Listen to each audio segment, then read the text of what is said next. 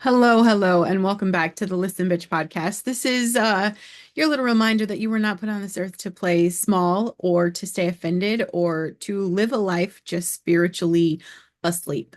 I am your host, Brandon Lynette, Christian mindset coach, truth teller, and professional button pusher. Okay. My mission is simple to help you steward your potential in Christ, to take radical responsibility for your life and stop outsourcing your happiness and peace to other people, to the internet, or your childhood wounds. And if that makes you uncomfortable, congratulations, because growth has entered the building. Quick real life update because I don't do the fake fluff bullshit. I finally found that weight loss product you guys have been asking me to look for. Okay. And it is a tool. It is not the complete answer. Bitch, you got to put the fork down and you got to get on the treadmill. Okay. I'm saying that to both of us. But listen, no shots, no needles, no jitters. And the best part, no appetite obsession. Okay. It's amazing. We're not wrecking hormones. You don't have to white knuckle this. There's no misery and there's no selling your soul to big pharma. It's helping me feel in control again.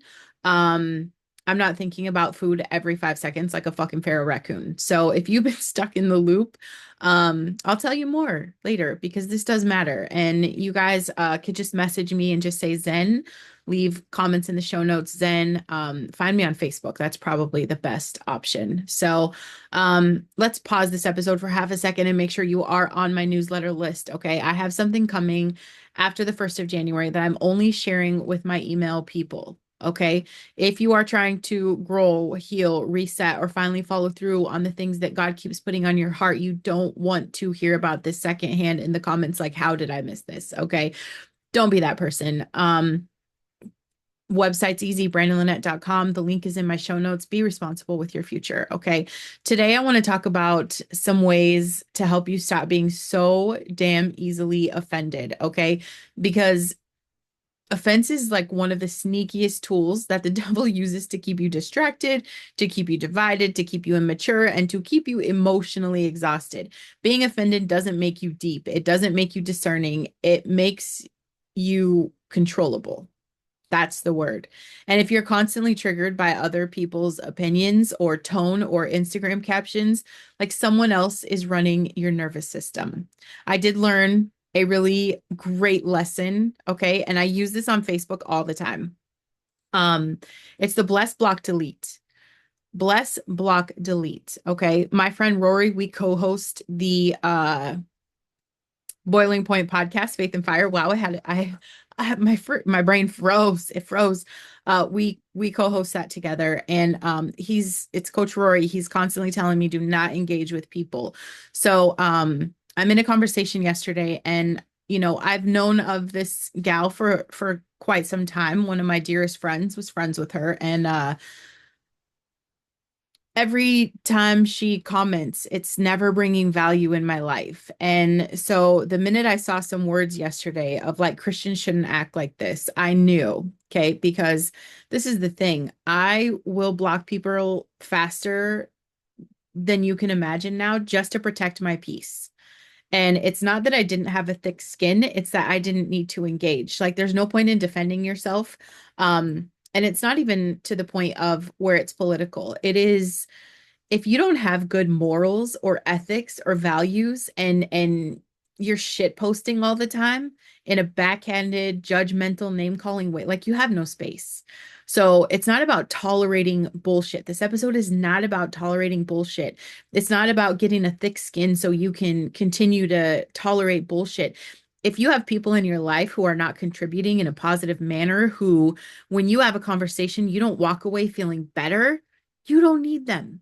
Bless, block, delete. But if you're ready to grow that thicker skin and stronger faith, to have better relationships and actually have a level of emotional intelligence, not the fake internet bullshit, Pinterest perfection stuff, stay with me, okay? Um, Healing hurts before it frees you. I just want to say that, okay? So I mean, I'm glad you guys are here today. Like, I really am. Thank you so much for tuning in. Thank you for listening. I watch my analytics, and I don't know if it's because I've been posting everything on TikTok again, but I cannot believe the growth that my show is having. Like, I am just in awe, and I appreciate you guys so much. I can't imagine, like, if you all were in the same room and I got to talk to you in person, I would be shitting bricks. Like I would be so nervous. So I appreciate you trusting me to help you either start your day or get from point A to point B. And I do pray that out of all the people that tune in today, I know there's one specific person, and I think it's probably you. I think you know that. I think you feel it in your core that actually takes what I'm saying and does something to flip the script in your life. Okay. I see this topic, I see it sabotage people's peace all the time. I see it mess with relationships. And I'm not just talking about the internet piece. That's fucking easy. Bless, block, delete, right?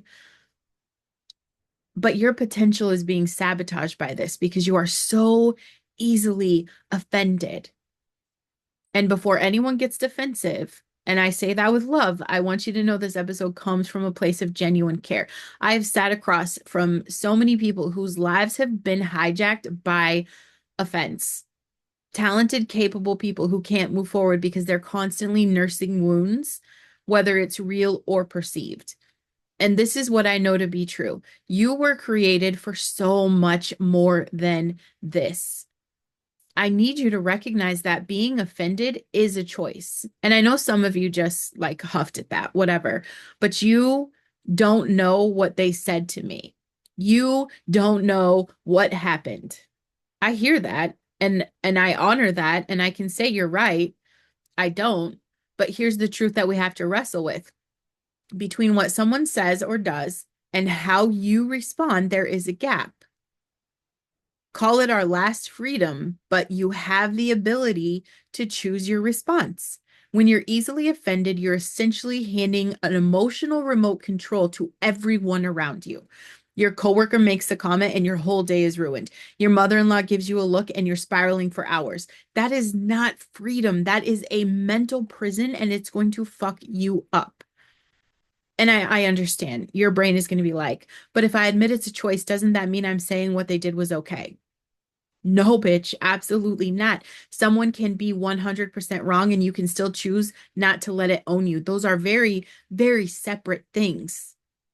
Very separate things. So I want you to actually examine what's being threatened because most offense happens because of a perceived threat to our identity, to our worth, to our beliefs, or our sense of control. Someone criticizes your parenting and suddenly you feel like your entire identity as a good parent is on trial. Or maybe a friend challenges your idea and you feel personally attacked. And this is what I want you to do. When you feel that offense rising, I just want you to pause and ask yourself, what do I think is being threatened right here? 9 times out of 10, you're going to discover that what you're defending isn't actually under attack. You're projecting. And I know your brain's going to fight me and it's going to be like, but Brandon, I should defend myself. Listen, bitch, there's a difference between healthy boundaries and a defensive reactivity, okay? Healthy boundaries are very calm and clear. Offense is emotional chaos, and it's just masquerading as self-protection. Stop assuming you know people's intentions. And this is a big one. Like we create entire narratives about why people said or did something, and we treat those narratives as fact. She said that because she thinks I'm incompetent. He didn't invite me because he doesn't value me. We become mind readers and we suck at it. Okay. The reality is, people are complex. They're distracted. It's not about you. They're dealing with their own shit. Sometimes what feels like a deliberate slight is just someone having a bad day or lacking awareness. And sometimes, hear me on this, their behavior has absolutely nothing to do with you. And your brain is like, Brandon, but it felt intentional. Feelings are real, but they're not always accurate. Feelings are data points, not dictators. We have to learn to hold them loosely and test them against reality. Like, what is the fucking truth? You have to build your identity on something unshakable. This is where the rubber meets the road. If your identity is not rooted in what God says about you, that you are loved, that you are chosen, that you're redeemed, and you have purpose, other people's opinions lose their power. They can't give you worth and they can't take it away. But if your identity is built on performance or approval or comparison, you are going to be perpetually offended because those foundations are shaky. Every critique becomes an existential crisis. I want you to do the deeper identity work when you know who you are at your core. And I work with people on this. So honestly, you can message me tonight and just be like, put me in, coach. Okay. Criticism becomes feedback, and it's not a referendum on your value. And your brain is going to be like, bitch, that sounds nice, but I still care what people think. I know you're saying that. Of course you do. You're human. But there is a difference between caring what people think and being enslaved to it. One is a healthy connection, the other one is a literal prison. Okay. You have to practice curiosity over defensiveness. And this is the game changer. When someone says something that hits you wrong, instead of immediately defending or attacking, try curiosity. Tell me more about that. Help me understand what you mean. What makes you see it that way? Most conflict escalates because both parties are defending positions. But when you approach with genuine curiosity, you're seeking to understand rather than to win. Here's what's beautiful. Curiosity deflates the offense. You can't be simultaneously curious and offended. You can't do it. There's no way. I mean, try it. Try it all day long. Brandon, but if I ask questions, won't they think they're right? Who the fuck cares? Your goal isn't to be right, it's to be healthy, bitch, and to build understanding. Pride keeps us offended.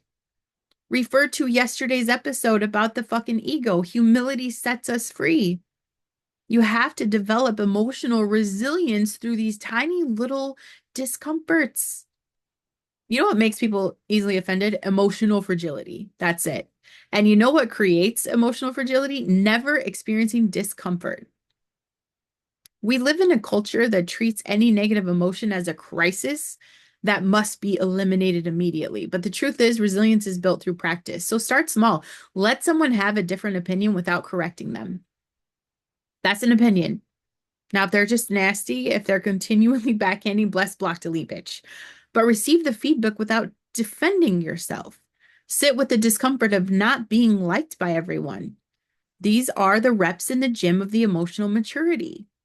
But Brandon, I should not have to tolerate disrespect. And you're right, you don't. Absolutely not. But I want to say this, like, not everything that feels uncomfortable is disrespect. Sometimes growth feels uncomfortable. Sometimes being challenged feels uncomfortable. Learning the difference is what's very, very crucial. And you have to choose your battles wisely because not every offense deserves your energy. Not every slight deserves a response. And not every battle is worth fighting. You can bless, block, delete people in real life. You can do that. If you didn't know that, here's your permission now. Wisdom is going to know the difference here. So I want you to ask yourself, is this a pattern or an isolated incident? Is this person safe and worth investing in? Do they bring any sort of value to my life, or are they toxic and I need boundaries? Will addressing this move us toward reconciliation, or am I just venting? Is this about the issue, or am I bringing baggage from some other bullshit? Some things you really do need to address directly and lovingly. Some things you need to release and move on. Your emotional maturity knows which. But Brandon, if I don't say something, they're going to think this is okay. Maybe. Or maybe they won't even remember the interaction tomorrow. We vastly overestimate how much people are thinking about us. Most people are too busy thinking about themselves. You understand? And you have to work on your own unresolved pain. This is what I see constantly in this chair. The people who are most easily offended are usually carrying untreated wounds. They're hypersensitive because old pain hasn't been processed. Every new slight opens an old injury.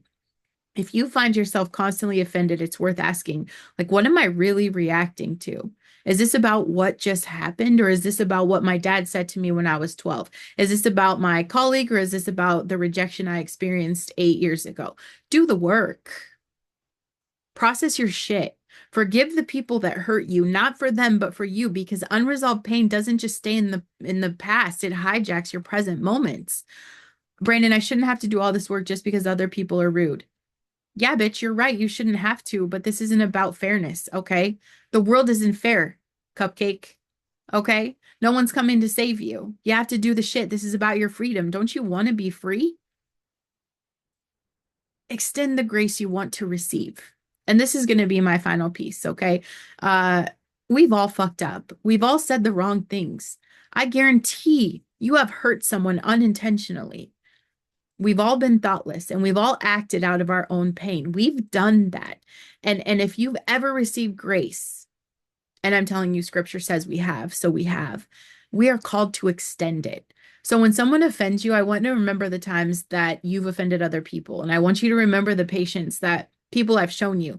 And just remember that everyone is fighting a battle that you know nothing about.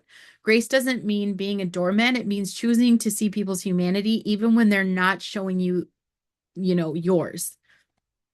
Brandon, but they don't deserve my grace. Well, neither do you. Neither do I. And that's the whole point of grace. It's unmerited. And when we live from that place of having received undeserved kindness, we are free to offer it to other people. So listen, bitch, if you've been living in a constant state of offense, I want you to know something. It doesn't have to be this way. You have more power than you realize, and you can break the cycle. You can step into the emotional maturity and the freedom that God literally created for you. And these tips aren't about stuffing your feelings or becoming a pushover. It's about becoming someone who is so secure, so grounded, so clear about who they are and whose they are that opinions and actions of others don't derail you. You were made for more. You were made for peace, for purpose, for powerful relationships built on authenticity and grace. Don't let offense steal that from you anymore. Thank you guys for being here today. So go practice this shit, okay, and see what shifts. I'm always rooting for you.